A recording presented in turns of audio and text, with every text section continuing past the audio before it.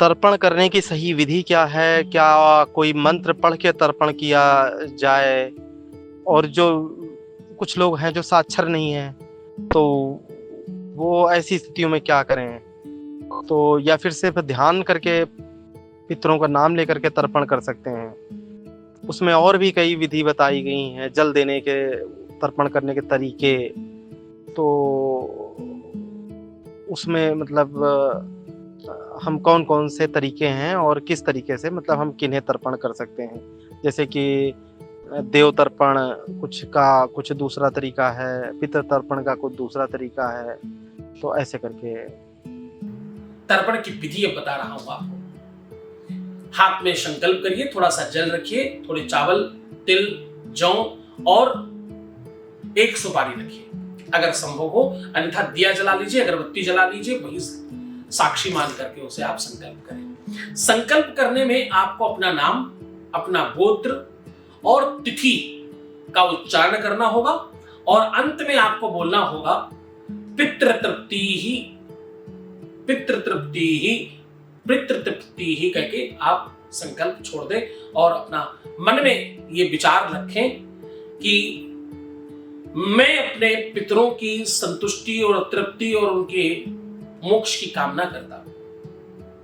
आपको संकल्प पता है तो विष्णु विष्णु विष्णु नमः परमात्मने श्री पुराण पुरुषोक्तस्य पूरा संकल्प पढ़ें। आपको हेमाद्रि संकल्प पता है तो वो भी आप कर सकते हैं, और अगर आपको नहीं आता तो सिर्फ विष्णु विष्णु विष्णु 3 बार करके अपना नाम गोत्र इत्यादि बोल करके भी आप संकल्प संपादित कर सकते हैं। ये भी सर्वमान्य है।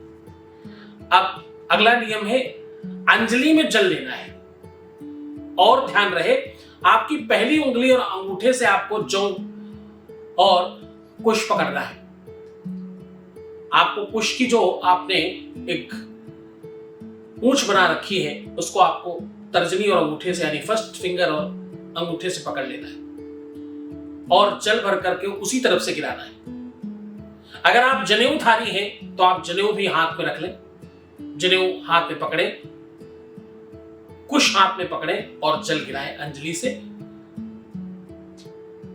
मंत्रों के सहित।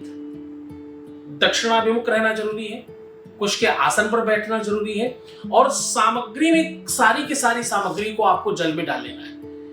एक वो पात्र है आपके पास जिसमें आपने पानी यानी जल, दूध, तिल, जौ, चावल, पुष्प यानी फूल और थोड़ी सी रोली डाल रखी है।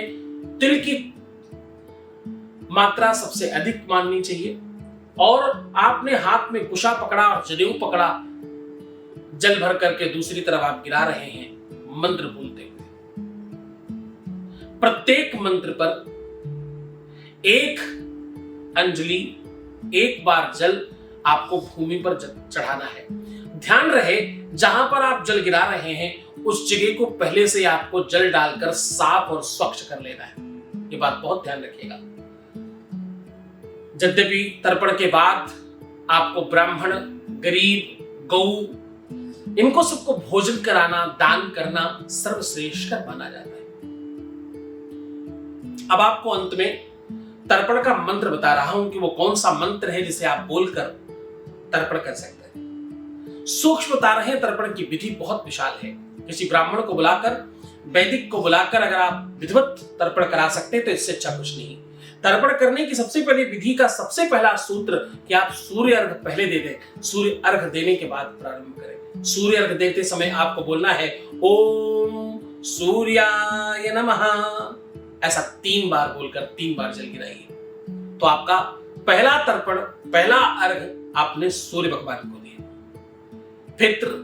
फिर आप पितृ तर्पण के लिए तैयार हैं। पितृ तर्पण के लिए फिर से वही बात कि अंजलि में जल भरना है, हाथ में कुशा और जनेऊ पकड़ना है, अपना पहना हुआ जनेऊ, और ये मंत्र बोलना है ओम पितरेभ्यः स्वधा नमः। क्या बोलना है? ओम पितरेभ्यः स्वधा नमः। बहुत छोटा सा मंत्र है। पितरेभ्यः, पितृभ्यः स्वधा नमः, पितृभ्यः स्वधा नमः। ये मंत्र बोलते हुए आपको जल डालना है। हर बार जल में तिल, जौ, चावल मिलाकर डालना है और संभव हो तो हर बार अलग अलग डालकर करें, अन्यथा उस पात्र में मिला करके भी रख सकते हैं। पर ध्यान रहे हर अंजलि में आपके सारी सामग्री आनी जरूर चाहिए, तो आप हर बार मिला मिला के भी डाल सकते हैं। ये पितृ तर्पण की सबसे सूक्ष्म पद्धति है। विशिष्ट पितृ तर्पण भी आपको करना होगा। इसमें कुछ ऐसे पितृ होते हैं जिनको आप जानते नहीं, लेकिन वो आपसे रुष्ट ना हो, इसलिए एक और मंत्र भी आपको बोलना पड़ेगा। ओम पितामह पितामही गोत्र बोल करके सुधा नमः बोलना है। यानी आपके अपने पक्ष में और आपके ननिहाल पक्ष में दोनों तरफ जो अतृप्त पितृ हैं उनको भी तर्पण मिले, उनको भी जल मिले। सबके नाम से, जितनों के नाम आपको याद है सबके नाम से कम 3 अंजलि 3 अंजुल जल जरूर डालें।